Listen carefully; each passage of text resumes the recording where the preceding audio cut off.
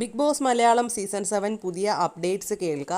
അങ്ങനെ ticket to finale task ഏഴാമതും കഴിയുമ്പോൾ score നില ഇങ്ങനെയാണ്.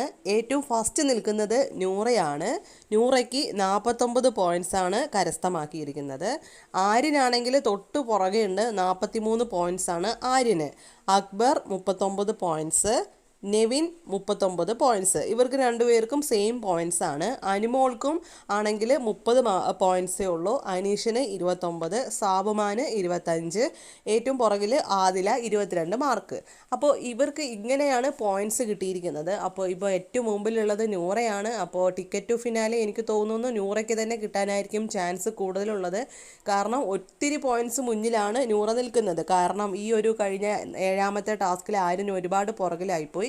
അതുകൊണ്ട് തന്നെ ആര്യനിപ്പോൾ 43 പോയിൻറ്റ്സേ ഉള്ളൂ. അപ്പോൾ എത്ര തന്നെ കിട്ടിയാലും ഇപ്പോൾ നൂറയ്ക്ക് ഏകദേശം ഇപ്പോൾ 4ാം സ്ഥാനം കിട്ടിയാൽ പോലും ടിക്കറ്റ് ടു ഫിനാലേക്ക് കടക്കാനുള്ള അത്രയും പോയിൻറ്റ്സ് ആദ്യമേ കിട്ടിക്കഴിഞ്ഞു. അപ്പോൾ എനിക്ക് തോന്നുന്നത് നൂറ തന്നെയായിരിക്കും വിൻ ചെയ്യാൻ കൂടുതലും ചാൻസ് ഉള്ളത് എന്നാണ്.